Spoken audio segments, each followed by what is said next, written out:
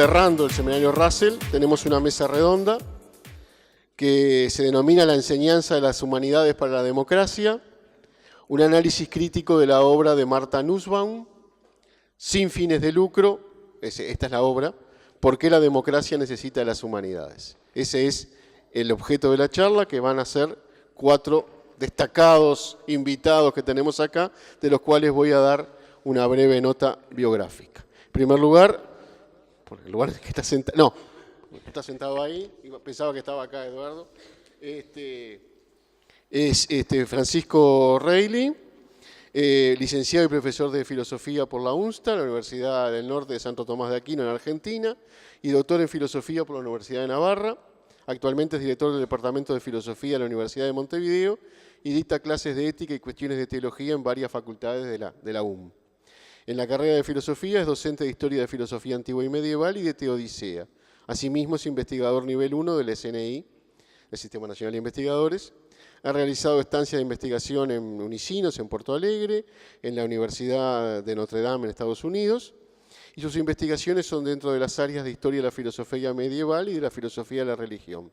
En una perspectiva histórica investiga la recepción del pensamiento árabe en la escolástica latina y asimismo, desde una perspectiva más sistemática, trabaja el diálogo entre ciencia y religión, atendiendo especialmente las nociones de creación y causalidad. Tenemos acá los mails de contacto, pero en todo caso, oralmente no va a agregar mucha cosa. Luego tenemos a Pablo Ney Ferreira, en el orden seguimos, ¿no? Politólogo y ensayista, nació en Montevideo, no digo la fecha, no vale la pena. Es licenciado en Ciencia Política por la Universidad de la República, título homologado a su símil europeo de licenciado en Ciencia Política y Administración. Desarrolló estudios de posgrado en España, obteniendo un DEA, el Diploma de Estudios Avanzados, por la Universidad de Santiago de Compostela y siendo en la actualidad candidato a doctor en Ciencia Política y la Administración por la Universidad Complutense de Madrid. Se ha desempeñado como profesor ayudante de Teoría Política Contemporánea en el Departamento de Ciencia Política de la Facultad de Ciencias Sociales de la Universidad de la República. Luego tenemos a Pablo Romero. Pablo Romero es profesor de filosofía, egresado del Instituto de Profesores Artigas, el IPA, completando su formación académica en la licenciatura de Filosofía de la Facultad de Humanidades de la UDELAR. Es el fundador y coordinador del proyecto cultural Arge, siendo editor responsable de la revista Arge. Se desempeña actualmente como docente de filosofía en educación secundaria, como docente de teoría y práctica de la argumentación en la Universidad Católica y como docente de filosofía de la Diplomatura de Gestión Cultural de la Fundación Itaú. Ensayista y articulista en medios locales y extranjeros, es autor del libro Asueto de las Máscaras, del 2007, participa asiduamente en los medios de comunicación, tanto en radio, TV, etc., habiendo sido columnista de filosofía en Radio El Espectador, en el programa La Segunda Mañana, en el TV Ciudad y en el semanario Voces. Todas sus intervenciones en los distintos medios de prensa son accesibles en su blog. Acá está la dirección del blog. En todo caso, después hablan con Pablo y le preguntan la dirección, porque si lo digo acá igual se van a olvidar. Así que. Y después, por último, pero no menor, como es last but not least, Eduardo Alonso es licenciado y magíster en Ciencia Política del Departamento de Ciencia Política de la Facultad de Ciencias Sociales de UDELAR y doctorando en la misma especialidad. Actualmente es asistente académico de la Facultad de Información y Comunicación de nuestra casa, docente en Metodología de la Investigación Social e investigador del PRODIC en temas de comunicación y convergencia tecnológica. Autor de artículos académicos, capítulos y libros en temas sobre democracia, partidos políticos y políticas de comunicación. Fue subdirector de la revista Postdata entre el 93 y el 2000 y ha publicado columnas de opinión en diferentes medios de comunicación. Bueno, habiendo brevemente presentado a todos ellos, creo que lo más importante es dejarles la palabra y no sé, te doy a vos el micrófono, es como arrancás. Bueno, buenos días a todos. Bueno, en primer lugar agradecer al seminario Russell por la invitación. Bueno, a Pablo, que siempre todos los años, Pablo Ferreira me convoca para tratar de colaborar en este diálogo y en este caso la idea es compartir con ustedes algunas reflexiones a partir del texto de Nussbaum y en particular mi interés es traer algunas cuestiones que tienen que ver con la tradición clásica y algunas cosas, digo, yo soy profesor de filosofía antigua y medieval y entonces encontrar en la contemporaneidad un uso de lo antiguo y lo medieval exige la participación, ¿no? Exige decir, bueno, defendemos la idea de esto, ¿no? Entonces, quizás del libro de Nussbaum, uno de los textos más utilizados es su introducción, que es la idea de la crisis silenciosa, y que es, en el fondo, una crisis de la educación no percibida, ¿no? O sea, Nussbaum dice, hay algo que viene pasando en la formación y en la educación que no está siendo percibida por todos nosotros. Y en última instancia, digo, para no darle mucho misterio y después dejar un poco al resto, la idea es un poco como la educación que originariamente era una educación para la democracia se ha vuelto una educación para la renta. Es decir, una profesionalización y la formación como una formación utilitaria, y eso poco a poco ha hecho que el espacio de las humanidades en la formación general, no solo en la formación secundaria, sino también en la formación universitaria, ha ido desapareciendo, ¿no? Y lo dice Nussbaum en el contexto de la formación anglosajona, que es mucho más humanista que la nuestra en las formaciones específicas, ¿no? Es decir, tienen el liberal arts, el bachelor in arts inicial, que es mucho más. Ahora, lo primero que me parece interesante de destacar es que cuando Nussbaum plantea que se perdió el sentido de la educación, en última instancia ella rescata la idea de la pedagogía socrática, ¿no? Que tiene dos patas. Una es en qué contexto está instaurado en el contexto de la ilustración, lo que llama Guthrie la ilustración griega, que es el periodo de los sofistas y de Sócrates, y que es el giro de la filosofía hacia la pregunta ¿por qué es el hombre?, ¿no? Uno de los clásicos que se suele leer siempre en formación pedagógica es Paideia de Jäger, ¿no? Y justamente Jäger dice, ¿por qué el giro de la pregunta por el hombre y por qué el abandono de la pregunta por el arjé, por el principio natural de la realidad? Y dice, la pregunta por el hombre es porque la democracia griega necesitaba preguntarse qué tipo de ciudadanos necesitamos, y por eso la educación, cuando nos preguntamos qué necesitamos mejorar en la educación, bueno, antes de preguntarnos qué necesitamos mejorar en la educación, lo que tenemos que preguntarnos es qué tipo de ciudadanos queremos. Entonces, la educación está ordenada a un fin y es a formar hombres. Entonces, saber qué es el hombre es como la base de eso, ¿no? Entonces, en ese sentido, el contexto del debate de Sócrates, Gorgias, Protágoras, Hipias, todos los sofistas, tiene que ver con la búsqueda, la pregunta ¿por qué es el hombre?, que está orientada en última instancia a si sé quién soy, sé qué tengo que buscar, ¿no? Entonces, la otra pata de la pedagogía socrática que le interesa a Nussbaum también es la de la pregunta, y la pregunta significativa, ¿no? Entonces, hoy que está muy de moda también la pedagogía significativa, es decir, a nadie le interesa información, la gente le interesa saber, ¿no? Entonces, en ese sentido también hay una cuestión de si no se perdió el sentido del saber, ¿no? El saber viene de sabroso, o sea, el saber es algo que nos deleita, ¿no? Todos los que nos dedicamos un poco a la academia tenemos esa idea de que esa experiencia no transmitible de que la gente te mire y te dice, ¿estuviste 6 horas en la biblioteca? Sí, o sea, estuve disfrutando 6 horas en la biblioteca.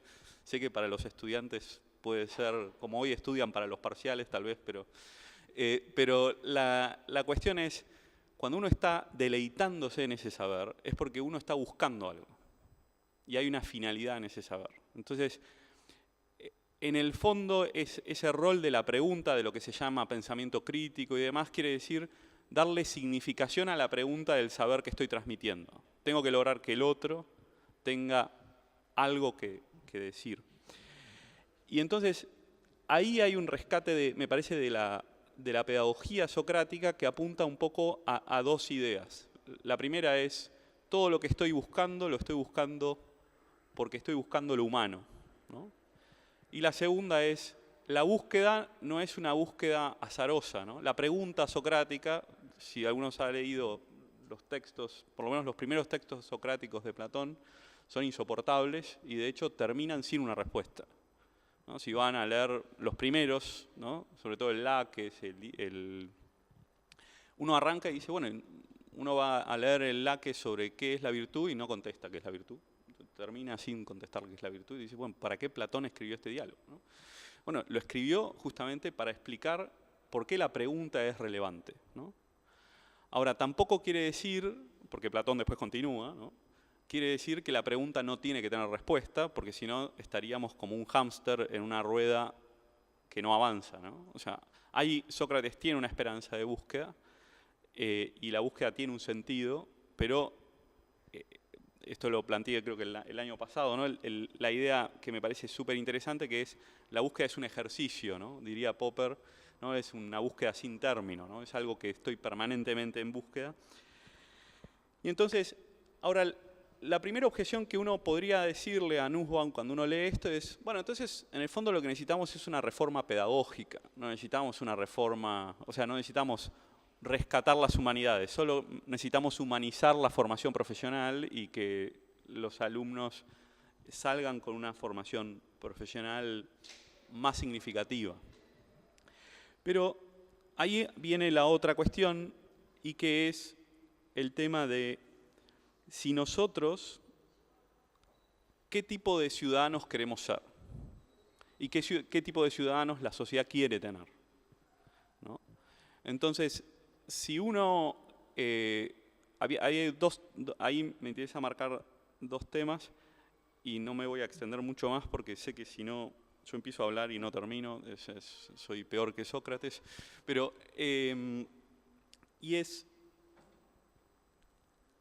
me parece que hay dos cosas que son relevantes y ella habla de dos temas que suelen ser muy poco tratados en la formación, y una son los sentimientos, ¿no?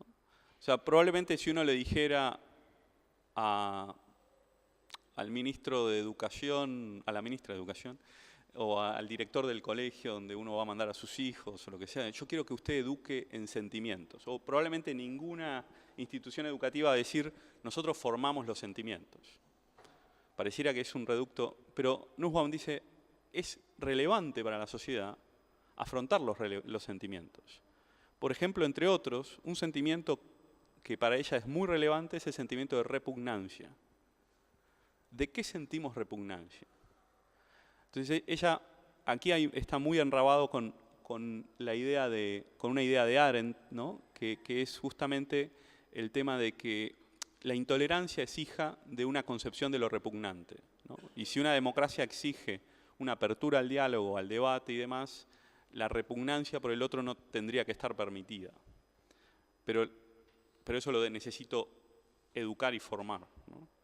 Entonces, en ese sentido hay un rol de la formación en los sentimientos y que en eso Nussbaum plantea muy interesante, rescata el rol de la literatura, ¿no?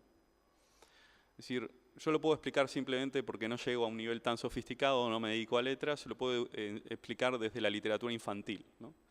¿Qué rol tienen los cuentos que le contamos a nuestros niños?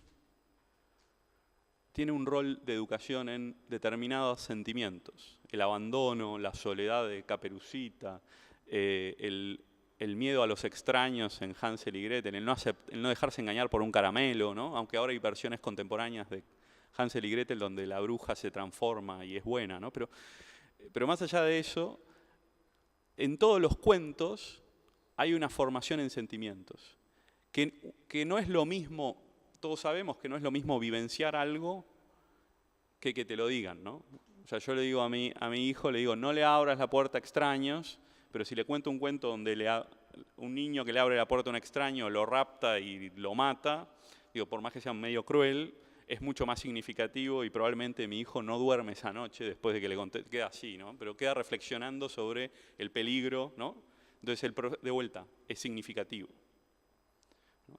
Entonces, uno podría decir, bueno, pero nosotros ya somos adultos y podríamos estudiar psicología y demás. Yo digo, pero no usamos, bueno, esta facultad queda bien decirlo, no usamos los medios digamos, una serie, una película, no analizamos un montón de películas y series sobre los dilemas, los problemas que nos traen las nuevas tecnologías y demás, no es mucho más fuerte eso que leer una sentencia, una frase, etc., ¿no? Entonces ahí me parece que también hay una idea fuerte, ¿no? Y estaba leyendo otro texto hoy, y con esto cierro, porque comprometía 15 minutos, ya voy 11, y es en un debate este debate sobre la formación en lo utilitario y la formación en lo significativo ya viene desde el siglo XIX en las universidades inglesas, ¿no? Entonces estaba recogiendo algunas cosas de ese debate, y entonces un profesor que está defendiendo el departamento de inglés, o sea, de literatura inglesa, dice, claro, para una visión utilitarista, imagínense usted, para una visión utilitarista de esta idea clásica, ¿no? Es decir, necesitamos que los estudiantes sepan marketing, necesitamos que sepan esto, porque esto sirve para esto y esto. ¿Para qué necesitamos que los jóvenes banqueros hablen bien inglés? Y entonces dice, no hay ninguna utilidad, ¿va a ganar más por hablar bien inglés?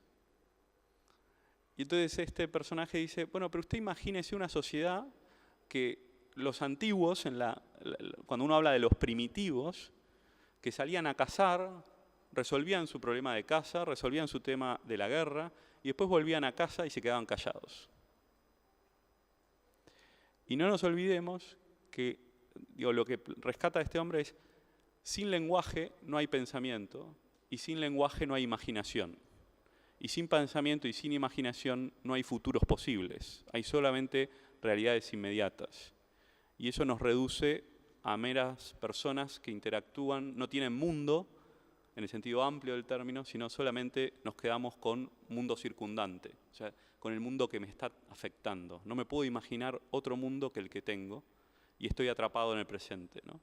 Entonces, en ese sentido, me parece que es interesante ese rescate de las humanidades para poder imaginar futuros y para poder salir de las trampas, de las falsas tradiciones, de las falsas formas de pensamiento de las cuales podemos terminar siendo esclavos, ¿no? Bueno, ese es mi aporte y bueno, muchas gracias.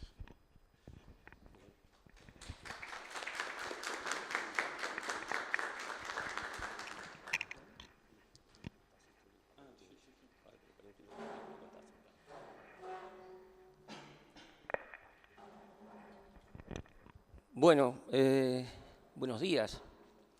Quiero agradecer a la Facultad de Información y Comunicación por esta invitación y especialmente a los responsables del cuarto seminario Bertrand Russell y muy especialmente a todos ustedes que nos brindan buena parte de lo más valioso que tiene una persona, que es su tiempo, ¿no?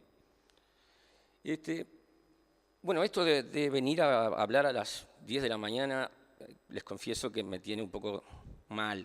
O sea, normalmente a esta hora no me dedico a hablar de este tipo de cosas. Pero bueno, vamos a hacer lo posible. Hace tiempo que con estos colegas queríamos hablar de todos estos temas. Lo hemos hablado entre nosotros, pero nunca hemos podido arreglar un momento en que todos podamos para reunirnos a hablar de esto. Es particularmente importante estos abordajes, me parecen a mí, porque se hacen desde dos puntos de vista completamente diferentes. Dos de nosotros somos politólogos, los otros dos son gente que se dedica a la filosofía, por lo cual el elemento se mira desde dos puntos de vista bastante distintos. Y yo creo que sí, como decía O'Reilly, como dice Nussbaum, estamos frente a una crisis silenciosa que tiene muchos síntomas, pero que muy poca gente se da cuenta de lo grave que puede ser. Yo recuerdo, simplemente para nombrar algunos temas, recuerdo que hace poco se quiso cerrar la Facultad de Filosofía de la Universidad Complutense de Madrid. Es una de las primeras facultades que se construyeron en el campus de la Complutense. Eso generó un debate muy importante que trascendió a España y finalmente esa facultad no se cerró. Ayer me entero que se ha quitado del currículum básico de la enseñanza media de España de los cursos de literatura universal, lo cual me parece un disparate enorme, ¿no? Y también me entero que en el 2015 el gobierno japonés propuso eliminar las carreras de humanidades a todas las universidades estatales. Estamos hablando de 86 universidades. De ellas, 26 universidades acatan y cierran sus carreras de humanidades. Lo hacen, claro está, porque además de estar de acuerdo, de eso dependía parte de su financiamiento. Las universidades que cerraran las carreras de humanidades iban a recibir más dinero del gobierno japonés. Eso hay que sumarle también, por ejemplo, la reforma de Bolonia, que afecta a toda Europa y que propone que buena parte de las carreras de humanidades o se eliminen o se unifiquen. Se unifiquen por ejemplo, 4 disciplinas humanísticas, artes, humanidades, ciencias sociales, pasen a ser un departamento dentro de una sola facultad. Bueno, a ver, Nussbaum, como bien dijo él también, denuncia esa idea que se viene desarrollando del crecimiento, simplemente teniendo en cuenta el grado de desarrollo que esa educación puede tener para la formación de mano de obra para el crecimiento económico, ¿no? O sea, básicamente esos son los argumentos. Yo les he traído un listado de las 10 economías que tuvieron mayor crecimiento económico en el 2017. ¿No? Para que vean qué importante que es el crecimiento económico. Se los voy a leer. En primer lugar, Etiopía, Uzbekistán, Nepal, la India, Tanzania, Djibouti, Laos, Camboya, Filipinas y Birmania. Todas sociedades en las que cualquiera de nosotros desearía vivir, ¿no?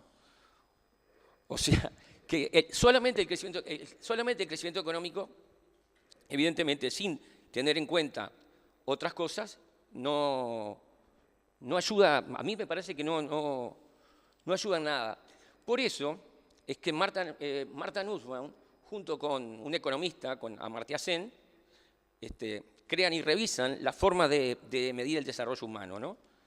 Y crean el índice del desarrollo humano, ¿no? Que cambia la perspectiva de cómo se mide el desarrollo de un país teniendo en cuenta cosas como la salud, la educación, los niveles de pobreza, la atención a las desigualdades que antes no se tenían en cuenta.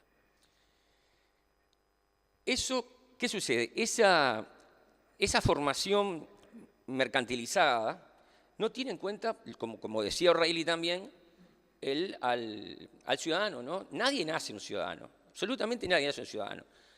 La democracia es un invento que el hombre ha creado y que necesita individuos que estén dispuestos a ejercer el rol de ciudadanos, que se practica además de aprenderse, se practica. O sea que tanto la democracia como la ciudadanía requieren cierto adiestramiento. No cualquiera es un ciudadano democrático.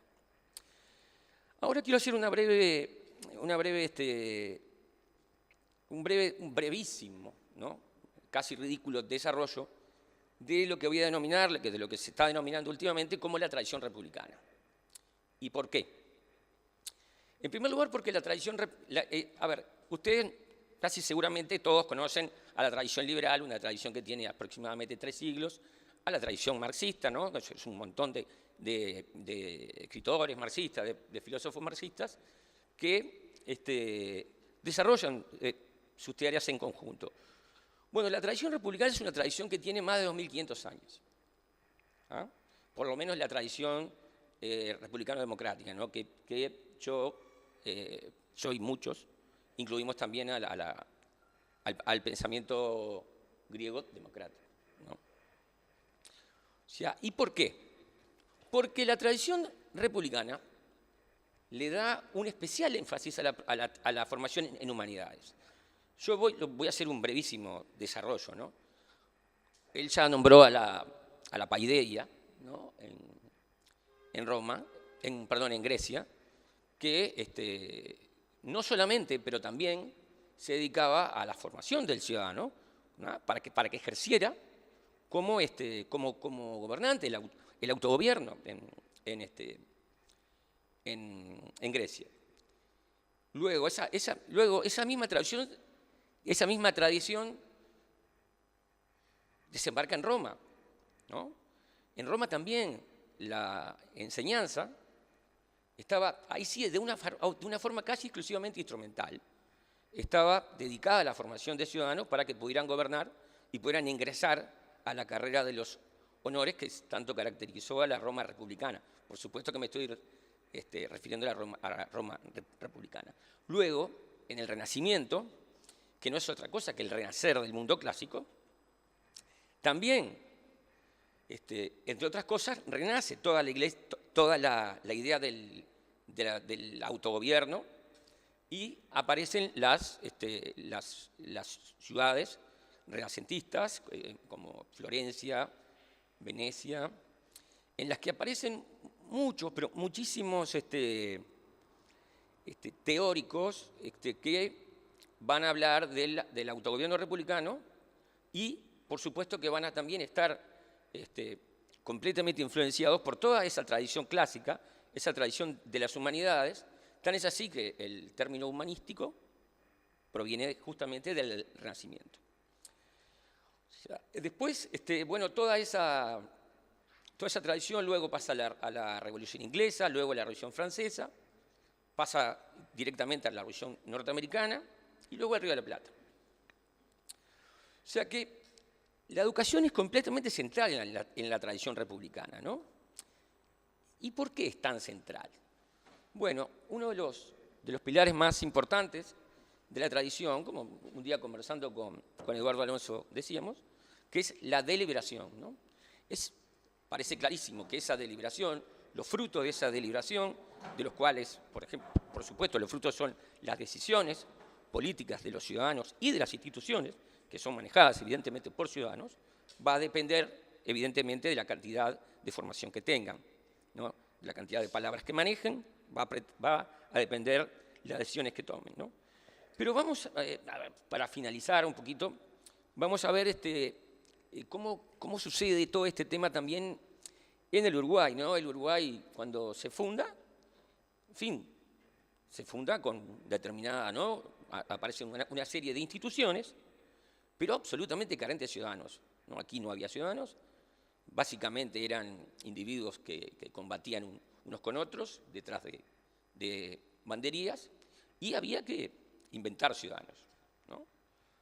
En una primera fase, los impulsos fundamentalmente simplemente para la educación básica eran más que nada privados, ¿no? Porque el Estado todavía no estaba muy bien organizado. Luego sí aparece en 1877 la reforma de José Pedro Varela, el cual es un individuo que no me cae demasiado bien. Les cuento, por si muchos de ustedes no saben, que toda la reforma valeriana se realizó bajo una dictadura militar. Porque mucha gente no lo sabe. Bueno, pues sí, bajo la dictadura del general Latorre se realizó toda la reforma y se inició toda la reforma de Varela. No obstante, evidentemente, nadie va a dudar de que la reforma fue positiva y que uno de los mayores digamos, fines que tenía era precisamente crear ciudadanos. No me quiero olvidar de la participación también en todo este proceso de creación de ciudadanos de otra tradición, que es la tradición marxista, la tradición socialista, que a comienzos que también reaccionan ante esas ideas ¿se acuerdan de la alienación, ¿no? del individuo que pone un tornillo todo el tiempo en una fábrica y que todo eso lo hace formar parte más que nada incluso del producto, pero que se deshumaniza, se va deshumanizando. Por esa razón, los socialistas y los anarquistas iban a buscar a los obreros a las fábricas,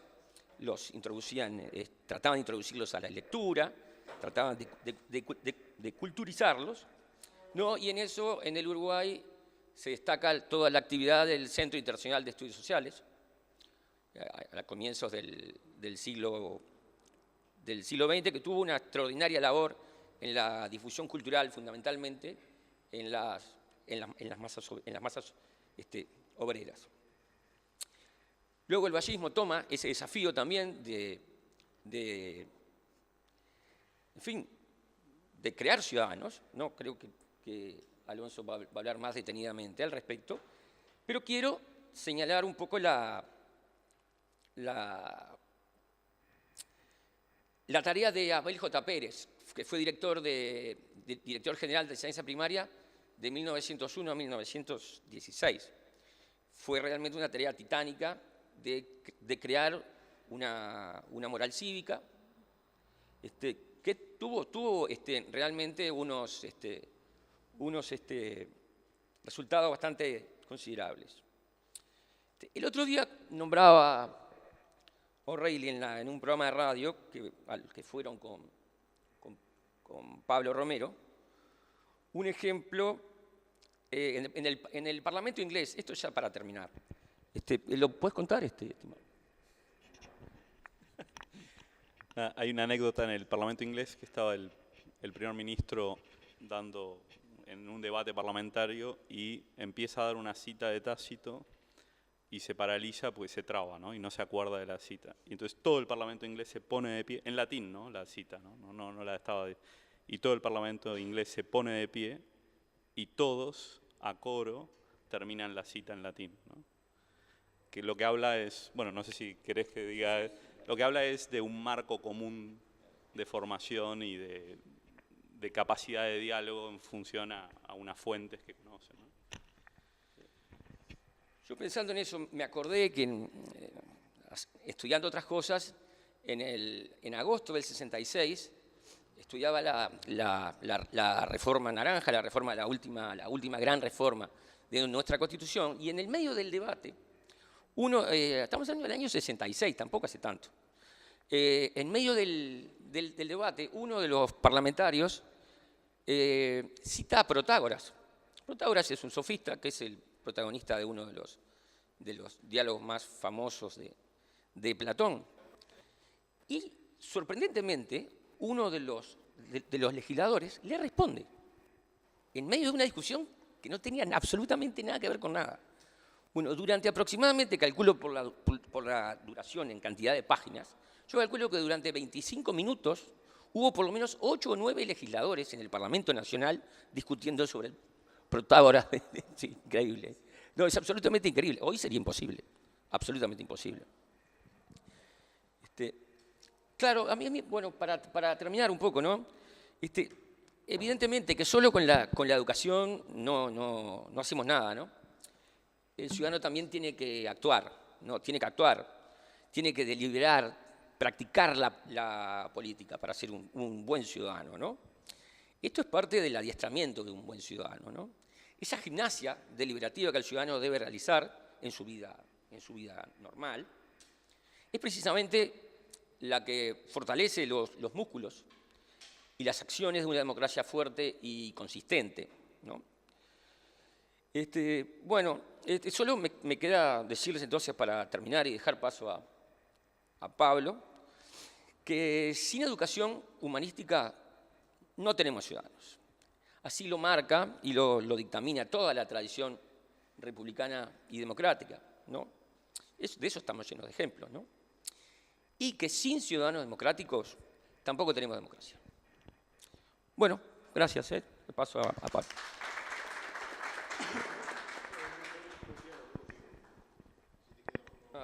A ver ahí, se escucha.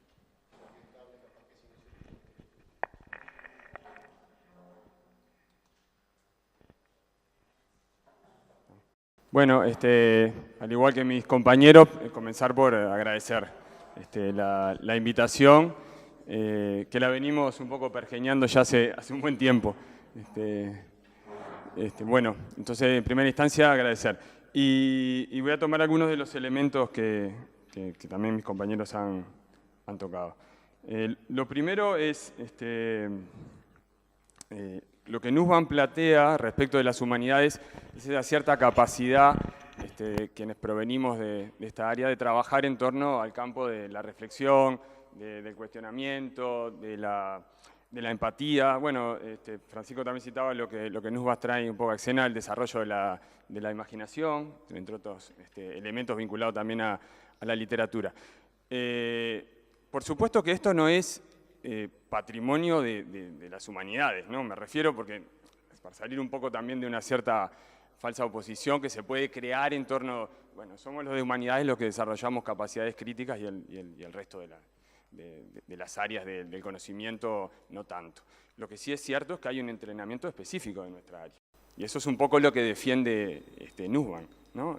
Frente a cierto retroceso que ella ve, sobre todo en el campo de la educación norteamericana y creo que es la India, ¿no? que también analiza, ese retroceso ella lo ve reflejado en una pérdida, en definitiva, de calidad de la democracia, ¿no? En la medida de que el campo de la reflexión, del cuestionamiento, va retrocediendo en una sociedad, creo que en lo que terminamos finalmente es en un descenso de esa calidad democrática, por lo tanto perdemos todo. En el caso uruguayo yo quisiera aterrizar un poco más, ahora Nussbaum directamente en lo que yo creo que pasa un poco por acá, y en mi caso trabajo como docente de bachillerato, pero también en el ciclo básico, que creo que es nuestra zona roja del sistema educativo. Entonces creo que ahí es donde nosotros debemos también pensar algunas cuestiones bastante locales, ¿no? Que me parece hacer un poco ese puente entre lo que plantea Nussbaum en Estados Unidos y también lo que sucede acá.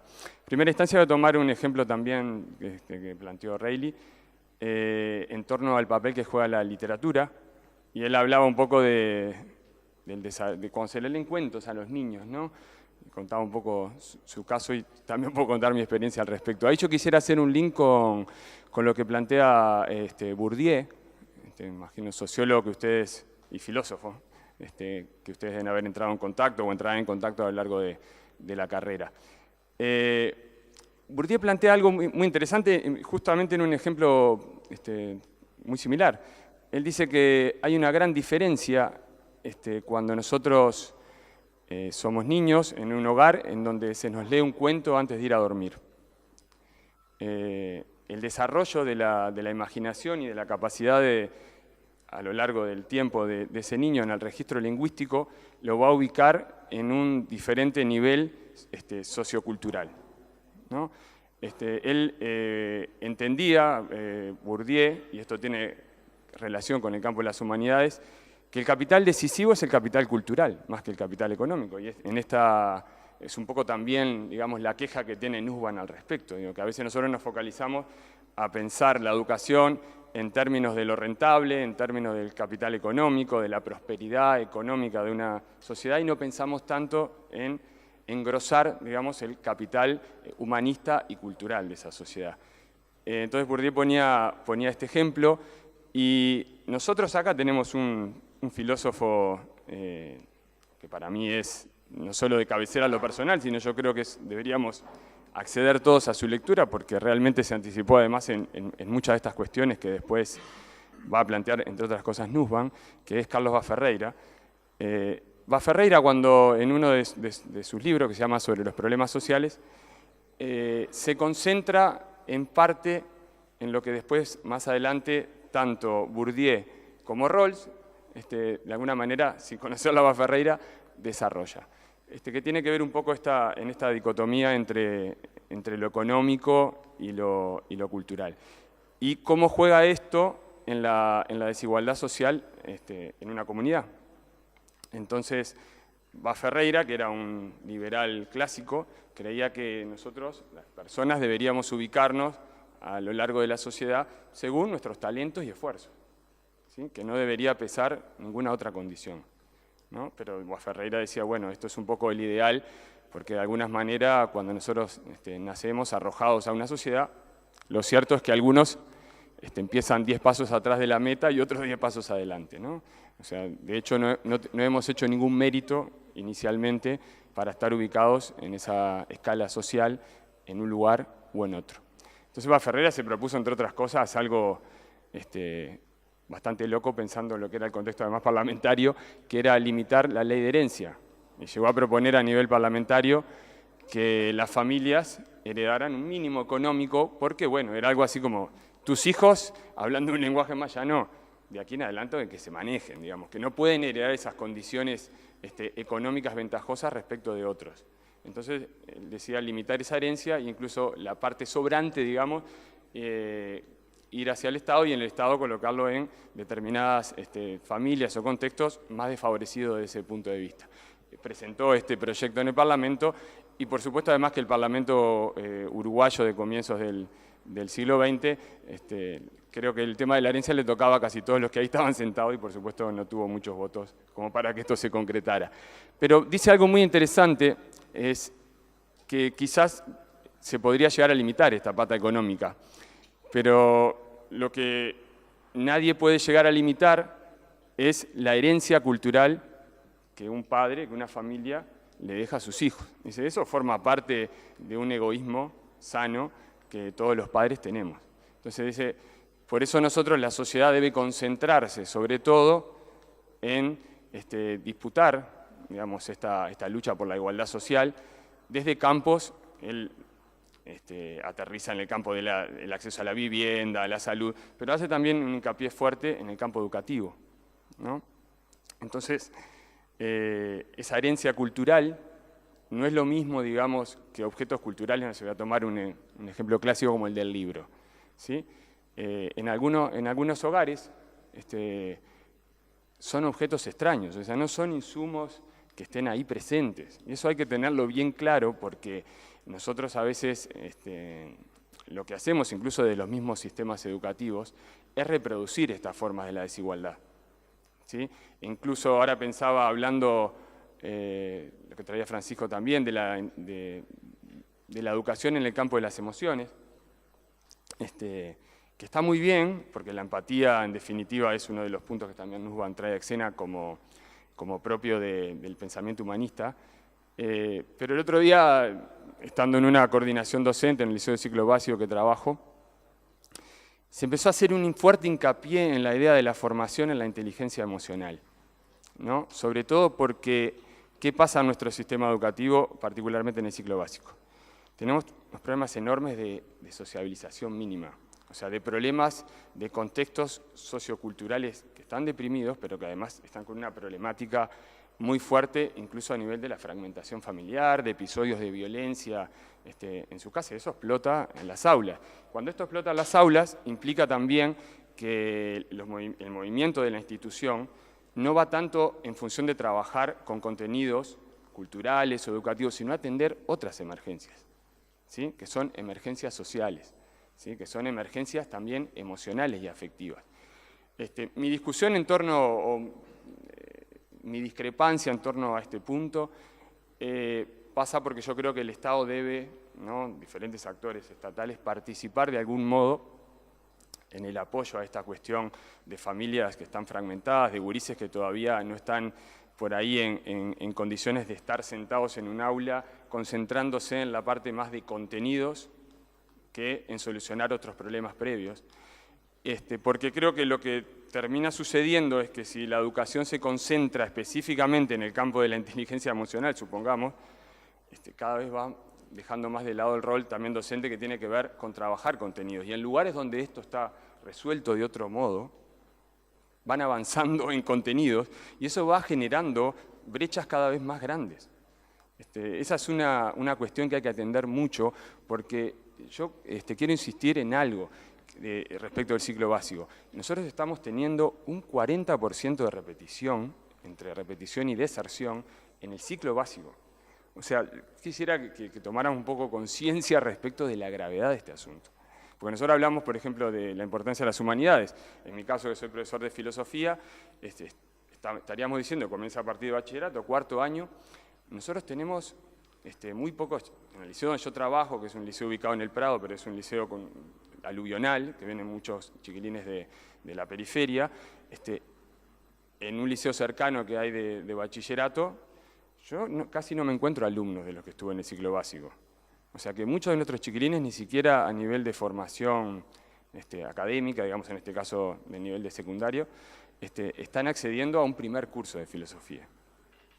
¿Sí? O sea, directamente en algunas cuestiones no están teniendo un contacto con parte de una tradición humanista que aporta la filosofía. Y esto me parece de una gravedad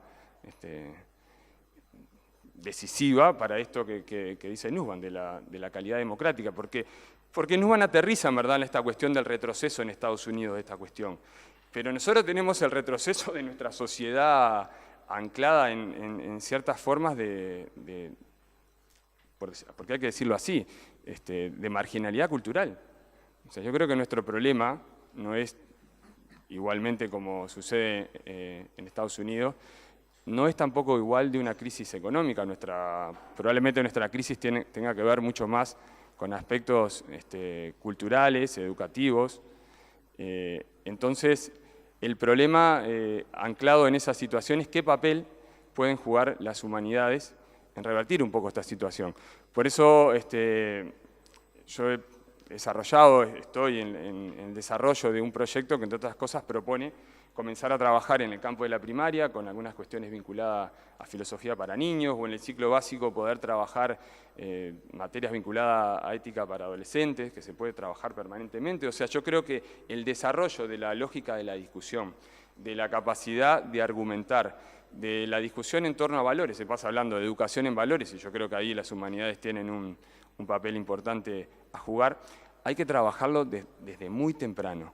Porque, insisto en este punto de que estamos en una cierta emergencia que nos está ya explotando en la cara y creo que a la larga nos va a golpear aún más duro. Y aprovecho que estamos acá en la facultad también vinculada a la comunicación. A mí otro asunto que ahí me resulta, para ir redondeando esta parte, uno sería esto del déficit cultural que estamos viviendo y el papel que juegan las humanidades en ese sentido. Creo que es importante el rol que se cumple y que muchos de ustedes van a cumplir en el acceso y en el desarrollo del campo de la comunicación. Porque yo creo que ahí es donde la sociedad juega también buena parte del partido. Y ahí, el otro día, hablando un poco de este tema, yo la ataba a cuestiones que tienen que ver con los derechos culturales. Muchas veces lo que ofrecen los medios es una grilla muy limitada de opciones. Los que estamos en el campo de las humanidades nos cuesta mucho acceder. Yo he tenido la posibilidad de acceder en algunos espacios, pero realmente es difícil porque impera un poco esta misma lógica que señala Nussbaum respecto de la educación. O sea, no hay la idea de sin fines de lucro, ¿no? Más bien hay la idea del lucro, sobre todo en los medios privados. En los medios estatales y públicos uno debería descontar que este tipo de discusiones educativas, culturales, pregonar aspectos vinculados a las humanidades, deberían estar presentes, porque yo creo que lo que nosotros debemos ofrecer es una grilla importante para descontextualizar a los chiquilines, no contextualizarlos, que eso me parece también importante. Muchas veces nosotros vamos atrás y cuando se discute la educación, pensamos en los chiquilines en estos términos, ¿no? Decimos, bueno, si ellos están en el campo y si su realidad es la de la lechería, vamos a ponerle ahí una tecnicatura en lechería, ¿no? Las humanidades quizás no son tan importantes en ese sentido, porque de repente su acceso o sus pretensiones, sus objetivos no van a ser un universitario vinculado al campo de las humanidades. Lo mismo sucede a veces en contextos que hay cierta marginalidad cultural, como que vamos atrás. Bueno, ¿cuál es focalizar su interés? ¿Les interesa el hip hop? Bueno, trabajemos con el hip hop. Y trabajemos con letras que tengan que ver con su realidad inmediata. Y eso me parece que está muy bien, pero hay que complementarlo con otra cuestión. Nosotros debemos descontextualizarlos también. Debemos descontextualizarlos. Yo muchas veces he tenido salidas con los chiquilines donde en algunos casos han ido por primera vez a un teatro. han tenido por primera vez acceso a la lectura de algunos libros. Y yo creo que eso, por supuesto que hay que partir de los intereses de ellos, pero es fundamental descontextualizarlo. Y los medios juegan un papel central también en eso. O sea, la posibilidad de ofertar cuestiones culturales que amplíen nuestra grilla y nuestro campo de percepción y de conocimiento y de capacidad de reflexión. Por eso digo, el papel que ustedes van a jugar en este sentido es clave. Cuando yo en mis clases con los gestores culturales, se me presentan a veces algunos proyectos y que tienen realmente de una calidad importante, uno también ve que ellos se quejan de que dice, bueno, pero luego a veces llevamos adelante determinados proyectos donde estamos los mismos de siempre, como si hubiera una circulación de gente que consume determinados productos culturales, que somos una pequeña tribu. Entonces yo le decía, sí, es que justamente, si nosotros no trabajamos en la construcción de la subjetividad, pensando incluso en términos de ese éxito de cualquier proyecto cultural, y por supuesto que vamos a ser los mismos de siempre los que estemos a la vuelta, una tribu chiquita. Por eso la posibilidad, yo creo que, y responsabilidad fundada en los derechos culturales, pasa un poco por ahí, por la construcción de otra forma de subjetividad que lleve a que cada vez nosotros incluyamos realmente en el campo de la cultura a la mayor cantidad de ciudadanos posibles. Y insisto que lo que yo estoy viendo en verdad y sucede en el campo educativo es un movimiento que cada vez está acelerando, estas brechas. Por eso agradezco la posibilidad también de discutir esta cuestión y discurrir un poco sobre el papel que nosotros jugamos. O sea, el papel desde el campo de la universidad es clave también en este sentido, y hay una responsabilidad importante en engrosar culturalmente, ¿sí?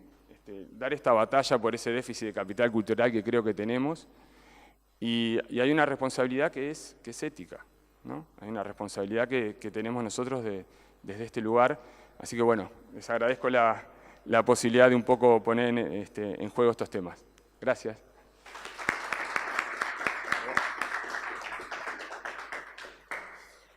Bueno, les agradezco la presencia por lo que mencionaba. Los tiempos de una mañana en un día de semana son caros y todos estamos haciendo un esfuerzo en ese sentido, y así que lo valoro sustantivamente. Quisiera agradecer en primer lugar a la Facultad de Información y Comunicación por ambientar este espacio de reflexión de cosas no comunes, de cosas que nos superan en el tiempo y en el momento, y que son también muy valiosas. A los organizadores del cuarto seminario de Bertrand Russell, Divulgación Científica y Apropiación Ciudadana de la Ciencia y la Tecnología, que es un título de lo más sugerente, y también a la Unión Interparlamentaria que incentivó la generación de este tipo de encuentros y que seguramente además en el futuro tendremos proyectos que serán acompañados también por la Unión Interparlamentaria.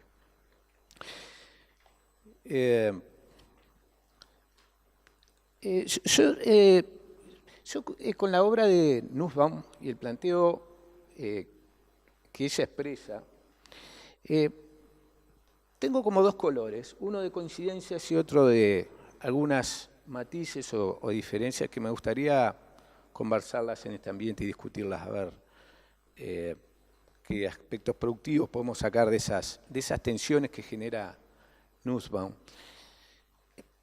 Y empezando por las coincidencias, el rescate del humanismo en sí mismo como actividad que nos diferencia o nos destaca como especie dentro de esta naturaleza en la que estamos y de la que somos parte, tiene que ver con lo que ella destaca en su obra, en su trabajo, basada en los pilares de Rabindranath Tagore y sus postulados en el sentido de la universalización de la educación en la India, y de John Dewey en Estados Unidos, con la importancia que su obra y su acción generaron, no en su totalidad, pero sí el esfuerzo por lo menos realizado por Dewey, basados en estos conceptos humanistas. Es imposible no coincidir, como en la sociedad socrática antigua y como como constante actividad a lo largo de la historia humana, con mayor o menor intensidad, del desarrollo de las artes, del recorrido por la literatura, de la actividad por lo sensorial, sin perder de vista nuestra condición humana, porque eso es lo que nos hace libre pensadores, y eso es lo que nos permite establecer relaciones racionales e interrelacionarnos de un modo diferente y propio como humanos, que nos distingue de otras especies de la naturaleza. La idea de la interrelación. En ese sentido, la intervención de Pablo Ferreira, para mí bastante oportuna, en el sentido de traer a cuento el republicanismo en este debate del humanismo, como tradición de pensamiento que pone énfasis en la capacidad de interrelacionarse que tenemos los humanos a partir de la palabra y de la acción, como señalaba Hannah Arendt, y de algún modo nuestros pensamientos, nuestra propia identidad se esparce en el colectivo a partir de ella, a partir de la palabra, a partir de la acción. De manera que el rescate de la actividad del humanismo, de las artes plásticas, de la estética, nos hace más humanos y nos hace y nos vincula más fuertemente a aquellos rasgos que nos identifican. Y cualquier otro conjunto de actividades que de alguna manera demuela esa propensión a identificarnos a través del pensamiento, de la razón, de la palabra, pero también de la estética y de la sensibilidad, conspiran contra nuestra supervivencia humana, sin duda.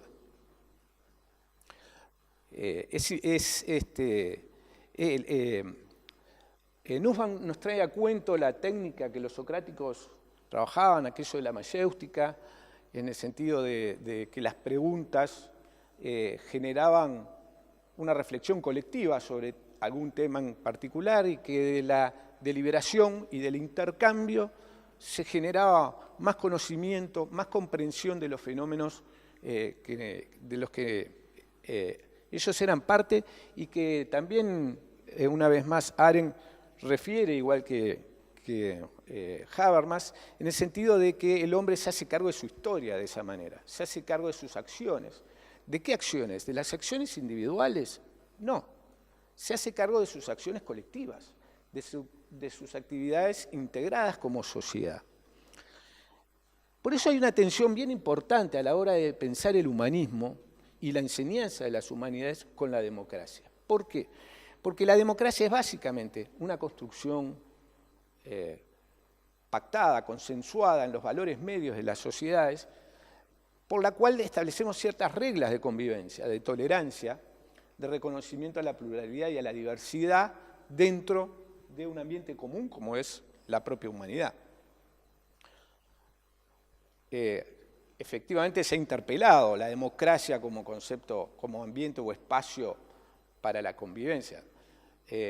Pero hoy por hoy yo creo que no existen corrientes que terminen por establecer un referente opuesto al concepto de democracia. Entonces yo voy a poner foco, y me parece, en mi intervención sobre este tema, el tema de la democracia. Esa crisis de humanidad que ella refiere a una serie de incidentes, que Pablo las amplía con esos incidentes que él menciona, en el sentido de las políticas universitarias, los sistemas educacionales que van renunciando a los tiempos que parecen ser no rentables y no funcionales a una economía materialista en expansión, no solo por la economía en sí mismo, sino por la cultura que genera, que es una cultura individualista, y por lo tanto poco humanista. Esto no es ir contra la economía, sino articularla y balancearla, como en el siglo XX se intentó con relativo éxito, en el sentido que el estado de bienestar lograban de alguna manera compensar los efectos que los procesos de la economía demolían en términos de humanidad, logrando cierto equilibrio en los estados como agentes de redistribución y también como agentes de inclusión ciudadana. El estado de bienestar viene a establecer una nueva versión de ciudadanía. Y acá me voy a poner foco más bien sobre las tensiones del humanismo en el que se apoya, incluso la socrática, incluso la de la Grecia antigua, porque es cierto que en la Grecia antigua el concepto de ciudadanía no era un concepto público, ni privado, era un concepto único. Lo privado y lo público se fusionaban y se identificaban dentro de las asambleas populares. Populares quiere decir entre iguales, pero no estaban todos y no eran tan populares finalmente. No dejaba de ser una experiencia relativamente aristocrática en ese sentido. Esa tensión no es menor, porque es una tensión que permanece a lo largo de los procesos históricos y que en el marco de la crisis que señala bien Nussbaum respecto a la crisis del humanismo y de la enseñanza del humanismo, que también se expresa con datos muy contundentes e inapelables respecto a la crisis de la democracia. La democracia está en crisis también. Y hay indicadores fehacientes que lo demuestran. Cualquier indicador sobre versiones comparadas de democracia establecen una debilidad de la legitimidad de las instituciones democráticas clásicas, de los partidos, de los parlamentos, pero también de las reglas de la convivencia social, y hay una disminución de afiliados a los partidos, difusión en el sentido de dispersión del sentido de identidad que existe en la sociedad, etc. Todos esos indicadores lo que están pautando es que las reglas de convivencia están sufriendo un problema que está afectando o eventualmente afectará de manera más profunda, según la mayoría de los investigadores en la materia, en la calidad de vida de los humanos, pero no solo en un sentido genérico, sino también individual y particular y privado. Los sistemas de calidades democráticas pobres o empobrecidas tienden a generar la pérdida de derechos en los individuos, derechos que ya habían sido generados y que se empiezan a ser violentados por la lucha de los intereses de unos sobre otros. Tal vez nunca no sea tan fácil encontrar los malvados o los enemigos. Probablemente sea el conflicto de intereses lo que está produciendo que hay una pérdida de equilibrios en la sociedad para lograr compensar la viabilidad de una sociedad interpares, entre iguales, en las que se puedan desarrollar las virtudes humanas y la práctica de la virtud, como lo sostenía desde la democracia clásica, y coincido también con Pablo Ferreira, que es tan identitaria de aquella tradición republicana. Ahora, esta crisis de democracia,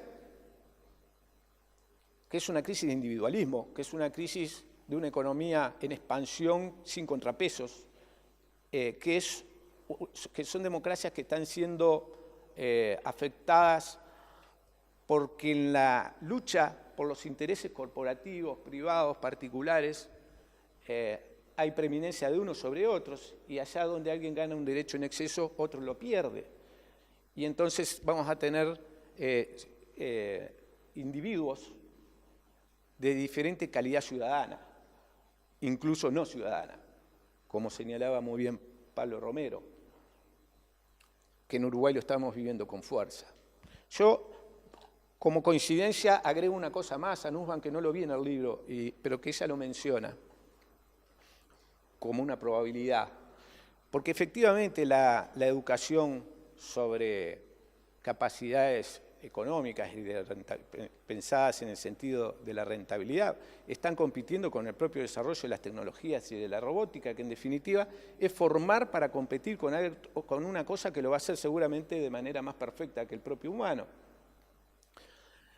Y eso genera, y esta es la extensión que yo quería aportarle a la perspectiva de Nussbaum, genera exclusión, poderosa exclusión, no solo por la eficiencia de la educación a la hora de educar en el sentido económico, que puede ser o no eficiente, y en Uruguay seguramente tenemos muchas cuentas que dar a los efectos de poder probar la eficiencia en términos de generación de profesionales capaces para desarrollarse en el mundo económico, más allá de la eficiencia de los sistemas educativos, ¿qué hacemos con los que no están dentro del sistema educativo? Porque es así como generar educación para el trabajo, los capitales que viven de ese trabajo demandarán solo personal que tenga esa capacitación. Por lo tanto, esa sinergia lo que nos está llevando a una lógica por la cual importantes sectores de la sociedad quedarían absolutamente excluidos de cualquier probabilidad de tener una vida de calidad mínima desde el punto de vista humano. O sea que es un sistema perverso en el sentido que es excluyente. Ahora bien, ¿cómo se discute desde la democracia? ¿Qué decimos los politólogos? ¿Qué dicen los filósofos y los teóricos respecto al tema de la democracia y el humanismo? Y tiene mucho que ver. Porque esta perspectiva de Nussbaum y la perspectiva de la educación nos están hablando de cómo formar individuos en su condición ciudadana. Si formamos individuos, vamos a generar ciudadanos, pero que esa es una premisa falsa. Tan falsa que en Uruguay, que somos pioneros en muchas cosas, que tenemos muchas cosas para contarle al mundo de nuestras reflexiones y de nuestros aportes, ni que hablar en términos de calidad democrática y de democracia. Tenemos mucho para contarle al mundo. En 1876, en medio de la dictadura de la Torre, como lo señalaba Pablo Ferreira, hubo un debate que es por lo más interesante, yo lo recomendaría incluso, entre José Pedro Varela y Carlos María Ramírez, que fue impulsado a partir de un medio de comunicación muy prestigioso, muy aristocrático él, pero era el diario que marcaba, digamos, el debate, marcaba la agenda, que era el diario El Siglo. Y entonces generó una serie de debates entre ellos. ¿Qué es lo que discutieron Varela y Ramírez? Varela sostenía esto de Nussbaum, sostenía esto del humanismo. Hay una frase que la vemos en todas las escuelas y en todos los libros sobre que la educación forma ciudadanos.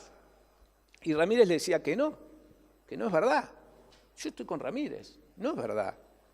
No se enseña en un librito ciudadanía. No hay forma de que un profesor transmita ciudadanía. No es así. Forma mejores seres humanos, sí. Puede generar más librepensadores, puede generar más creatividad, puede crear una mejor estética, puede colocar al individuo dentro de la sociedad con mejores herramientas para poder desarrollarse en ella. Eso sí, y podemos coincidir, pero ella en sí misma no genera ciudadanos. Como lo mencionaba Pablo de una manera tan tajante, con esa realidad que nos está interpelando a todos, cómo vivir una fractura social, cómo se resuelve una fractura social. Esto que nos desgarra hoy y que tenemos que buscar una solución sí o sí, y que nos compromete. Nos compromete como ciudadanos y nos compromete en el proceso democrático. En teoría, las soluciones a la democracia están hoy hegemonizadas por teóricos que reivindican la condición individualista de la democracia. Y eso no nos está dando soluciones, sino que lo que está generando es una profundización de los procesos democráticos. El tema es, y el desafío es, ¿cómo se obtiene una democracia humanista? Una democracia que logre restablecer los equilibrios entre la economía y los valores humanos, la práctica de la virtud y la oportunidad para todos de desarrollar esa práctica de la virtud, sin exclusiones. Ese es el desafío democrático. Hay una corriente importante que está de alguna manera dialogando y cada vez colocándose en forma más consensuada dentro de la comunidad académica, que es la democracia deliberativa, que nace en los años 90, que viene impulsada por pensadores como Bachmann, como también Rawls, Habermas, una cantidad importante de actores que hacen sustento. Tenemos también nuestros representantes regionales, Carlos Nino y su discípulo, ¿verdad?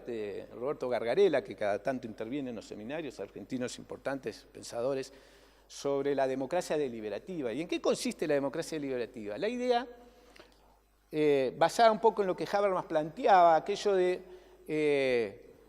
que las democracias se consolidan con ciudadanos con capacidad argumentativa, racional. Rawls hablaba de razonabilidad, la posibilidad de intervenir de manera razonable para los terceros ciudadanos y lograr interrelacionarse mejor.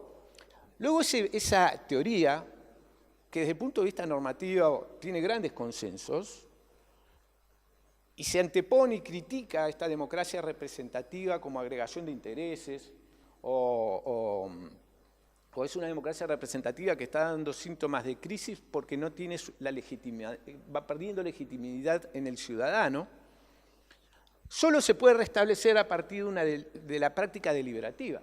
¿Y cómo se construye una práctica deliberativa? Y ahí viene el problema, porque Habermas nos planteaba lo que nos plantea Nussbaum, o lo que nos plantean estas corrientes humanísticas, pero que resuelven el problema desde el ciudadano, o desde la educación individual, pero no resuelven el problema del acceso a la esfera pública ciudadana. Esa deliberación practicada, como Habermas sostiene, a modo de enseñanza en la sociedad civil, en las comisiones de padres, en los clubes, en la feria, deliberar, y el ejercicio de la deliberación nos hace más ciudadanos, es un voluntarismo puro.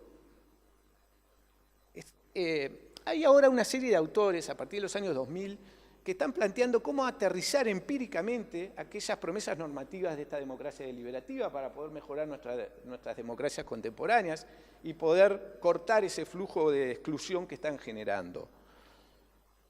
Plantean algo así como, dicen, deliberar solo se puede deliberar entre pocos, no se puede deliberar entre muchos. Jane Fishkin tal vez sea uno de los precursores más importantes sobre las encuestas deliberativas y generaron centenas, decenas, miles de experimentos en ambientes controlados, en los cuales ciudadanos comunes deliberan sobre asuntos públicos, de los cuales se extraen comportamientos virtuosos y donde se pueden observar incluso aquellas descripciones socráticas en el sentido del sentir del bienestar del ciudadano cuando se involucra con un asunto público, se siente escuchado y siente que además es una solución colectiva a partir de su aporte, se siente reflejado en la solución y por lo tanto esa solución tiene más legitimidad. Todas esas cosas, estos experimentos que se vienen desarrollando lo están probando, lo miden, hay indicadores, hay variables, hay hipótesis contrastadas y empíricamente lo vienen demostrando. Efectivamente generan eso, pero eso no salta a la esfera pública, no resolvemos el problema democrático. ¿Cuál es el paso siguiente que hay que dar para transformar estas democracias en la que se constituyen en un ambiente de intercambio de intereses donde los más poderosos suelen imponerse sobre los más débiles, que no siempre son los menos, sino que generalmente son los más? Los más débiles son además los que son más en términos cuantitativos. Y ese es el desafío que está teniendo la comunidad politológica hoy, de encontrar esa solución empírica. Entonces, yo quiero aprovechar además este espacio, porque quiero dar un paso más. Yo creo que efectivamente hay que mejorar la educación, hay que fortalecer las artes, hay que defender la literatura y las comunicaciones como un fenómeno de cultura humana y como un valor humano, y para promover la práctica de la virtud, porque la práctica de la virtud nos va a hacer más felices. Pero veamos desde lo institucional. Entonces, ¿cómo resolvemos llegar a la esfera pública a partir de la deliberación? No podemos saltearnos las instituciones, porque son ellas las que van a resolver los problemas específicos de darle mayores capacidades al ciudadano menos protegido para poder acceder a determinados recursos que el humanismo reivindica. ¿Y qué instituciones son las que podemos apelar para repensar estas democracias y mejorarlas? Y ahí los uruguayos, aunque ustedes no lo crean, tenemos mucho para enseñar, mucho más de lo que nosotros nos imaginamos. ¿Por qué? Porque hemos construido una sociedad sobre bases deliberativas importantes. No somos conscientes, pero en los indicadores comparados, Uruguay sigue destacando, siendo una de las sociedades más democráticas del mundo, por encima de muchas sociedades que son muy poderosas económicamente. En países no contribuyentes de la OCDE, en los informes BTI, que son los informes socialdemócratas que se hacen en Europa y que hacen una comparación a nivel mundial, Uruguay rankea en el lugar 1. Es el país más democrático del mundo desde que se mide. ¿Y por qué logramos eso? Porque nosotros logramos, mediante articulando la institucionalidad basada en pilares humanísticos. Eso es lo que hizo Uruguay. ¿Cuándo lo hizo? Lo hizo a lo largo de su historia, sí, pero con particular desarrollo a principios del siglo XX. Esa sociedad, que es una sociedad muy valiosa en la que se cultivó Ferreira, pero se cultivaron grandes pensadores, también se construyó el barro, el remangarse, en cómo construir instituciones que traigan esos aspectos normativos, esa reivindicación humanística en la práctica real, en la actividad ciudadana. ¿Saben qué se inventó? ¿Qué inventó Uruguay? Inventó partidos políticos, pero partidos políticos inclusivos y partidos políticos que deliberaban. Eso inventamos los uruguayos, y es un invento. En muy pocas naciones del mundo tienen esta construcción institucional que Uruguay logró conformar a lo largo del tiempo. Efectivamente, el vallismo tuvo mucho que ver porque reflexionó muchísimo sobre la tradición republicana y sobre los valores morales, pero además toda la sociedad de la época, porque no es un problema partidario el nacionalismo independiente, efectivamente el socialismo que peleó con las versiones leninistas era reivindicador de las tradiciones republicanas más puras, y Frugoni, que se traen hasta el día de hoy. Yo lo que quiero marcar con esto es que las democracias deben mejorarse a través de instituciones concretas, reales, y que estén directamente vinculadas al problema democrático. No es solo una quimera, no pueden ser ciudadanos espontáneos poniéndose a deliberar sobre el virtuosismo. De ahí no va a salir nada, porque además hay sociedades, hay espacios de la sociedad que no tienen esas posibilidades. No tienen al nacer, cuando ni siquiera tienen esa capacidad de pensar o de expresarse, ya se sabe que van a morir en las peores condiciones desde el punto de vista humanístico. Ya se sabe, ya lo podemos establecer. Él nos lo puede dar pruebas todos los días, y eso nos desgarra. Eso hay que superarlo de alguna manera. Y el único modo que él tiene, y él apeló espontáneamente a eso como educador, dijo, si el Estado no me resuelve los problemas que están vinculados al tipo de estudiante, al tipo de ciudadano, de futuro ciudadano que nosotros queremos formar, desde el sistema educativo, una vez más, desde el debate aquel de Varela y de Ramírez, tenemos que darle unas fichitas, tenemos que pensar en que las instituciones basadas en principios humanísticos deben incorporar y enfrentar a la realidad, enfrentarla en decisiones colectivas, en decisiones legitimadas, en decisiones inclusivas, lo más inclusivas posibles. Nunca se va a lograr el absoluto, pero lo más inclusivas que sean posibles, porque eso va incorporando, como se incorporó a principios del siglo XX, sectores muy importantes de la sociedad que estaban fuera del sistema de decisiones colectivos y fueron incorporadas y tuvieron la participación y deliberaban entre pares, entre ciudadanos comunes, incluso los que no estaban educados formalmente, que eran muy poquitos. Entonces no es solo el sistema educativo, es la enseñanza de la práctica cívica, de la tradición republicana, que se desarrolla desde los partidos políticos, desde las instituciones, desde algunas organizaciones sociales, siempre con la mira puesta de nunca dejar a nadie afuera, de siempre tratar de incorporar los intereses de todos. Y ese es el tema de fondo, yo creo, que nos plantea Nussbaum, y que lo plantea de una perspectiva, me parece, ignorando estos aspectos institucionales que tienen que ver con la gestión de la historia contemporánea, de la que, como decía Habermas y lo decía Hannah Arendt, hacernos cargo de nuestra propia historia. No es un devenir, no debemos prepararnos solo para el trabajo, debemos construir nuestros procesos, debemos controlarlos, debemos ser parte de nuestra contemporaneidad. Gracias.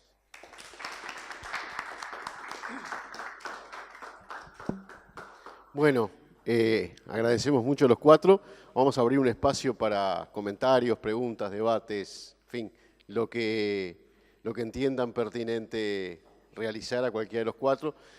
Creo que fue la mejor organización, porque si hubiéramos ido uno por uno se hubiera distorsionado un poco. Así que ahora juntos a ver qué comentarios quieren hacer, tenemos un inalámbrico, por eso fui a buscarlo, así que simplemente háganlo saber. Yo quería hacer un comentario, para ver si se anima la gente. Obviamente, perdón que me siente, comparto muchas cuestiones con ustedes y me gustaron mucho esas dos visiones, ¿no? Esa visión desde el sistema educativo y lo que tú dijiste, Pablo, muy desgarrador, ¿no? Porque digamos el sistema educativo como insuficiente para siquiera pretender iniciar una cuestión. Yo quería agregar, y bueno, y lo que decías tú, ¿no? Sobre la institucionalidad que debe dar soporte a eso. Pero no sé si entendí bien o no entendí bien. Medio como que en algún momento se marcó una especie como de antítesis entre educación humanista y educación técnica o más bien instrumental.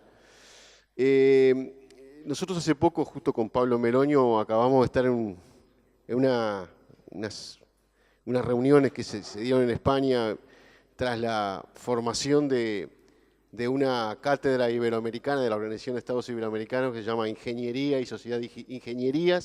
y Sociedad Digital. Y la parte de ingeniería, digamos como metáfora de la tecnología o de los tecnólogos que aparentemente tienen esa perspectiva instrumental. Y uno de los reclamos más grandes, porque había mucha gente proveniente de la ingeniería o que trabajaba en facultades de ingeniería, daba cursos de ingeniería, era precisamente cómo la tecnología sola, la visión instrumental sola, si bien puede quizás en un corto y mediano plazo proporcionar cierta ventaja económica o cierta desarrollos tecnológicos que obviamente repercuten en una mejora en los rendimientos de las empresas o de las redes de empresas, el reclamo más grande era cómo ese tecnólogo, sin una formación que lo contextualizara, tú hablabas bien de contextualizar y descontextualizar, y me pareció estupendo eso, pero lo hablamos en otro momento en todo caso, pero cómo que lo contextualizara, que lo vinculara a una sociedad, que lo vinculara a las problemáticas sociales, el sentido de la sociedad. Es decir, para ser muy sencillito, levantar un puente no significa simplemente trazar los pilares, calcular la cantidad de cemento necesario, sino que ese puente tendrá un impacto y habrá deseos y habrá intereses conjugados. Eso, simplemente lo pongo la metáfora del ingeniero y del puente, pero puede ser cualquier actividad tecnológica, está trancando la propia creatividad del tecnólogo. Es decir, la sola consideración de los elementos técnicos en cualquier ámbito, si bien puede ser algo muy eficaz, en definitiva esa eficacia, solo por la eficacia en sí misma, si no está acompañada de ese contexto de, digamos, en dónde se aplica esto, que no puede ser individual, no puede ser solo del tecnólogo, sino tiene que ser colectiva, hasta la propia perspectiva instrumental termina por subvertir, ¿verdad? Es decir, la propia perspectiva instrumental se ve socavada si no tiene un acompañamiento de eso, que por ahí no se le llama en ese ámbito humanidades, sino un contexto de reflexión más bien de ciencia, tecnología y sociedad, pero podríamos llegar a ese mismo concepto, ¿verdad? Si no hay grandes diferencias, son palabras o conceptos que tienen diferencias, pero no son tan distintos. O sea, que yo desde mi punto de vista no vería una antítesis tan grande porque la propia instrumentalidad precisa de una reflexión para ser creativa. No, simplemente ese comentario entre los muchos posibles, porque la verdad que han dicho cosas contrainteresantes, pero digo que me toca un poco más de cerca porque más bien me muevo en esos ámbitos de la tecnología y de la historia de la tecnología, la filosofía de la tecnología, este mismo fenómeno como básico ya para otro nivel. Lo que presentaste tú, Pablo, esa fractura de la que hablaste tú, que ni siquiera se accede, bueno, ya eso ya excede siquiera estas reflexiones, porque es un problema mucho mayor. Pero también en este nivel está esa cuestión, ¿no? Sobre ese punto, para lo que vos señalás, por eso yo cuando comenzaba mi planteo, hablaba de salir de algunas también falsas oposiciones. Y mira, a mí me trae esa escena con lo que vos estás señalando, algo que me parece clave recalcar, y bueno, podemos polemizar y pelearnos un rato en todo caso. Yo creo, no, en este punto, yo creo que, por ejemplo, Sí, amigablemente, como corresponde. No, digo porque quizás pueda haber una perspectiva diferente respecto a lo que voy a señalar, pero en el periodo anterior de gobierno, en el gobierno de Mujica, a mi entender irrumpió nuevamente en escena esta dicotomía entre, por ejemplo, el trabajo manual y técnico y el trabajo intelectual, ¿no?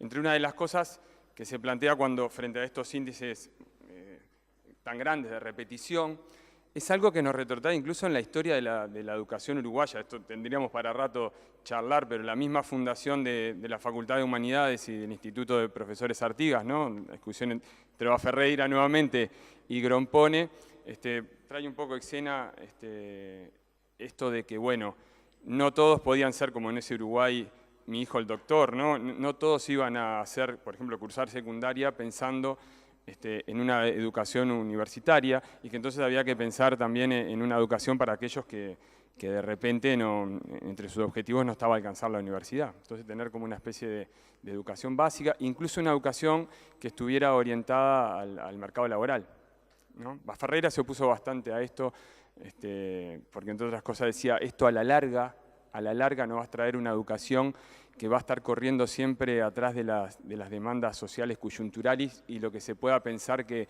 de repente el mercado laboral exige en un momento y va a dejar de lado la perspectiva esta de formarnos para la ciudadanía, ese humanismo. Claro, Ferreira era casi acusado de cierta forma elitista, de decir, bueno,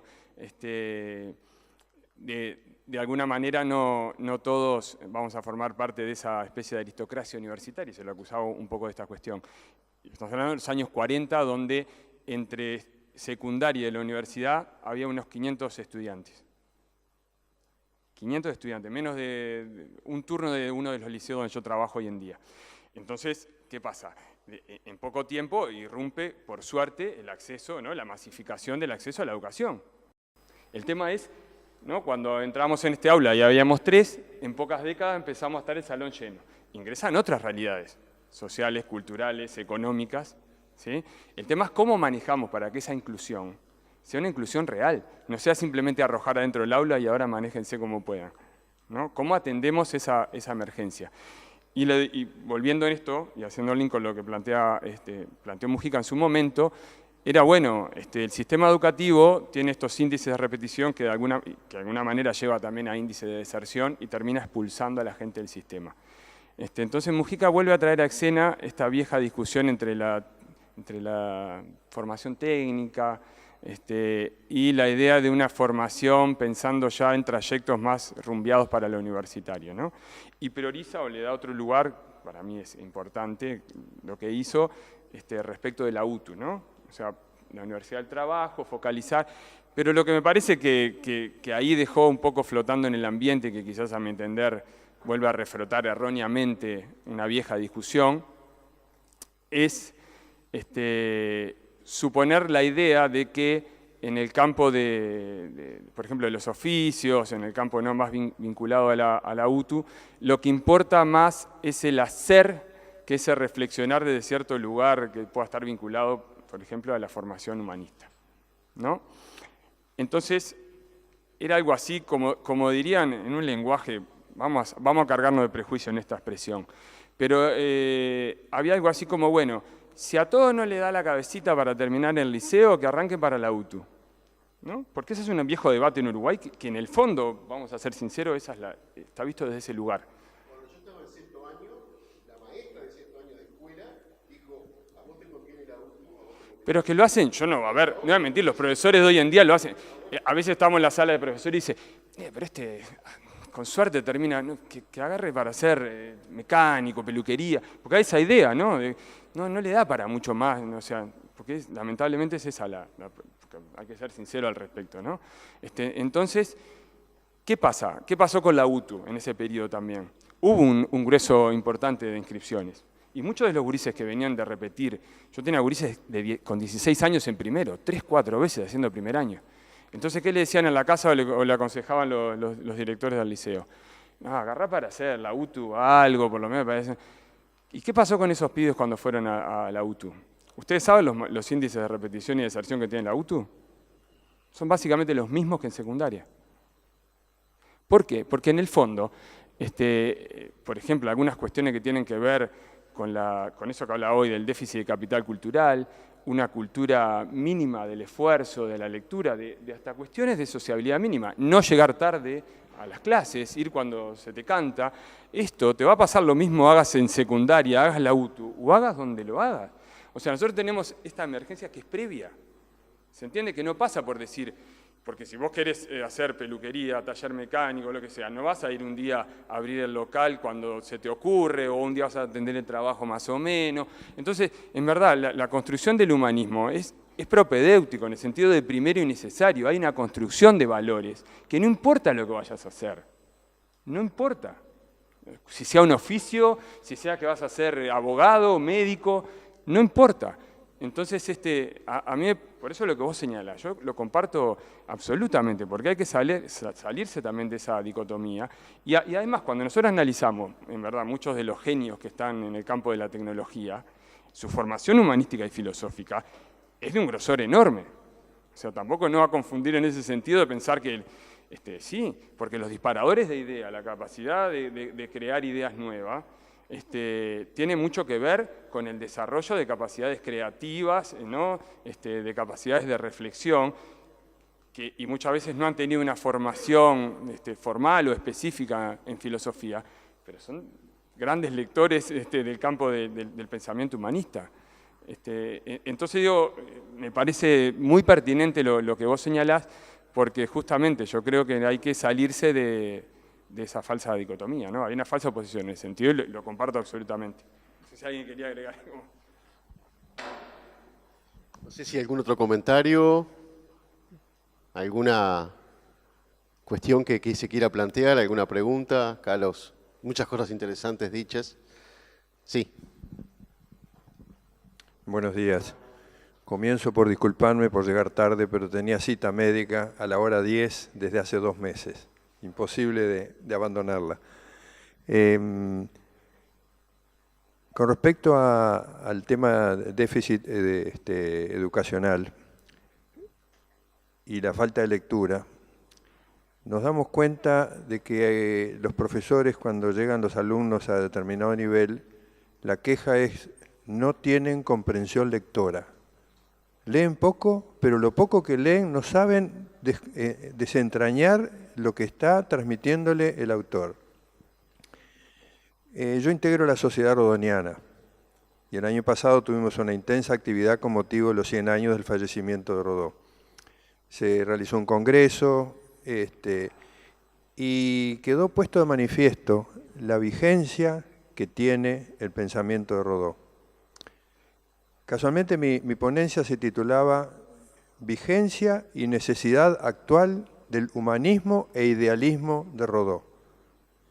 Lo que se ha estado expresando es una coincidencia enorme con el pensamiento de Rodó en general y con el de Ariel en particular. Ese movimiento arielista que recorrió toda América Latina y España sigue vivo y se puso de manifiesto en el Congreso porque vinieron representantes de 17 países, todos de nivel universitario, estudiosos de Rodó en el resto del mundo, más que acá. Acá teníamos 4 o 5 ponencias y vinieron 16 o 17 ponencias del exterior, Europa y América. Ese Ariel que le dedica sus primeros capítulos a las debilidades y las fortalezas del ser humano, para tratar de advertirle dónde están los enemigos que los tiene muchas veces adentro. En su mundo interno están esos enemigos por esas fallas psicológicas o caracterológicas que tenemos y que si no las combatimos, y bueno, y las virtudes como potenciales, ¿no? Luego que desarrolla esos capítulos, dedica otros capítulos a la democracia y también las debilidades y las fortalezas que tiene la democracia. Y después habla de la integración americana. Y también deja entrever con gran claridad también los peligros del utilitarismo que también han sido mencionados. Así que todo lo que se expresó me sentí muy identificado con lo que es el pensamiento de Rodó, que en la Sociedad Rodoniana lo tenemos como tema central en todas nuestras reuniones. Así que quería felicitarlos, realmente ha sido un gusto. Agradecerle a Pablo Romero, a quien no conocía personalmente, pero hace mucho tiempo recibo sus mails. Y el mail que recibí también hace un par de días fue aconsejando un programa de televisión que me resultó muy grato, el programa que comenzó ayer, un programa español, y me da la impresión de que va a tener un desarrollo que va a dar vuelta todo patas para arriba lo que es la enseñanza de la filosofía y la necesidad de que el ser humano se forme como ser humano paralelamente con la formación técnica en lo que elija, en donde su vocación, a la cual Rodó le dedica muchísimos capítulos en motivo de Proteo, pero muchísimos, en donde desgrana con gran conocimiento de lo que es la psicología humana, todo lo relacionado con la vocación, y que a veces esa vocación viene tardíamente. En mi caso apareció a los 30 años, pero estuve a tiempo como para completar lo que esa vocación me impulsaba. Así que nuevamente muchas gracias y felicitaciones. Bueno, ¿algún comentario? Sí. No quería preguntarle un poco de pudor llevarlo para ese lado, pero este debate, bueno, tan rico y tan importante que están teniendo ustedes, ¿piensan que pueden estar incluidos los tomadores de decisiones, pueden estar en un plano de discusión como este, o esa cosa que enseguida uno se las pone a pensar, ¿no? O van a ser fagocitados por sus propias dinámicas políticas y todo aquello? No sé, la pregunta es para cualquiera, ¿no?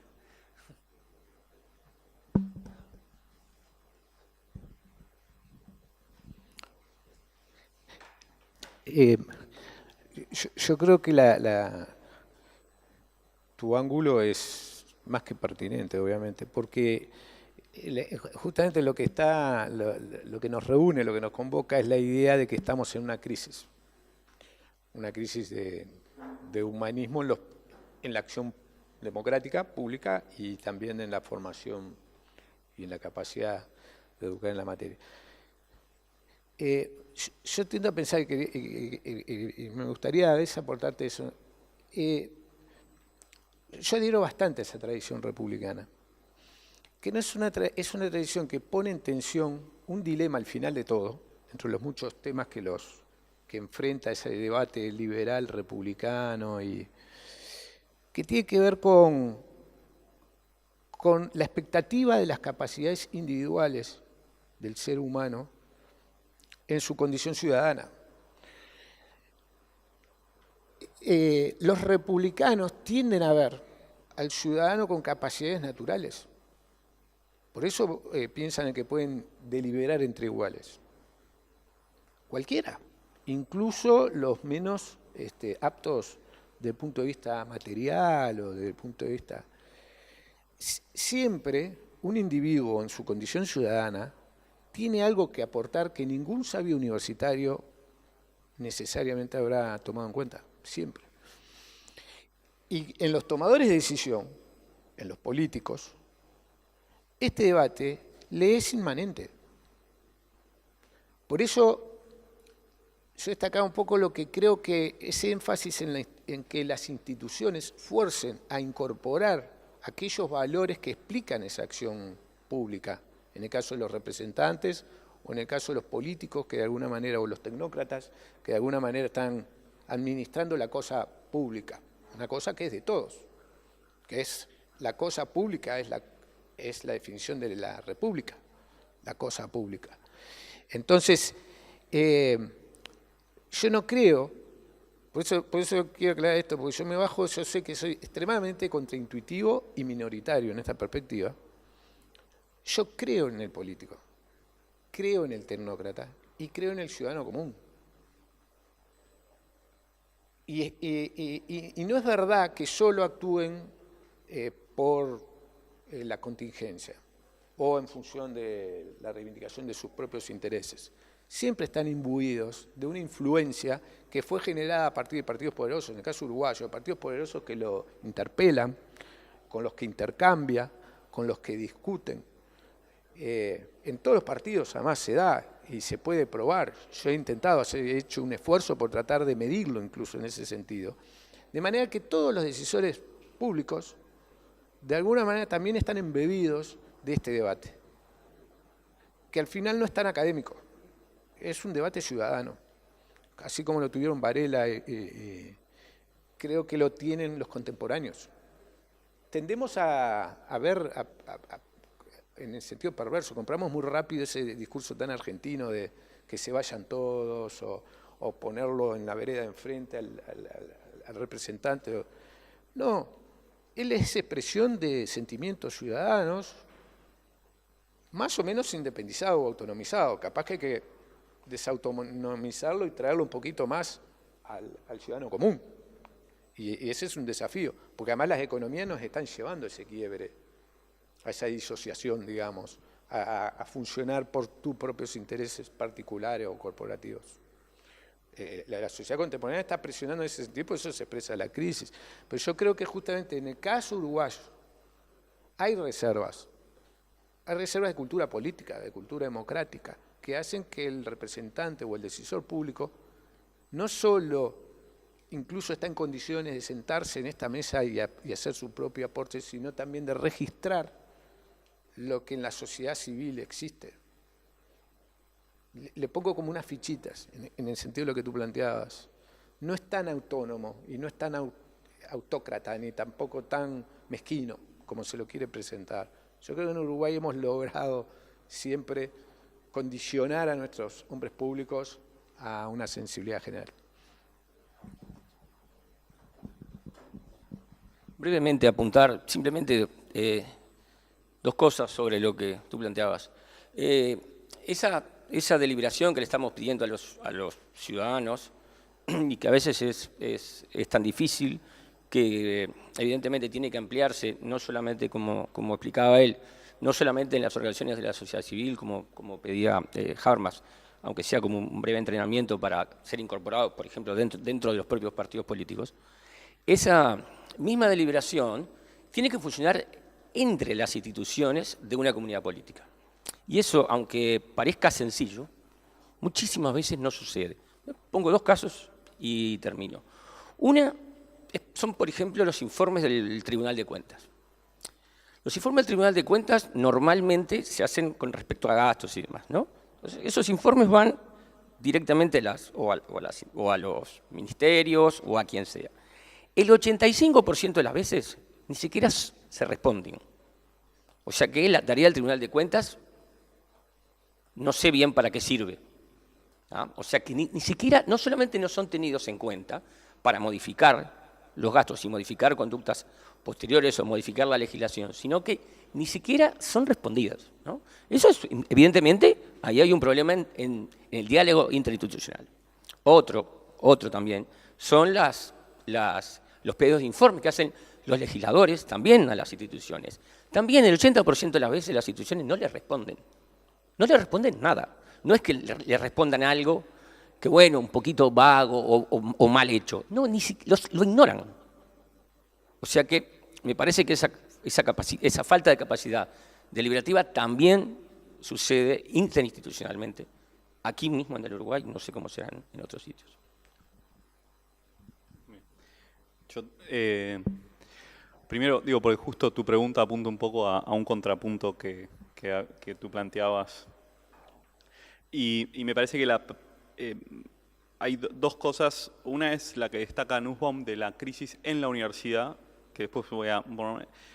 Y otra, digo, yo creo que los que toman decisiones están imbuidos por necesidad en este debate, y en eso estoy de acuerdo. Yo creo que es imposible no verlo, ¿no? O sea, decir, ahora, me parece que lo que... Vuelvo un paso atrás y lo que me parece es que lo que plantea Nussbaum, quizás yo estuve leyendo otro texto que es la crisis de la Universidad de Chicago. La Universidad de Chicago en el año 96 saca a su rector y pone un gerente.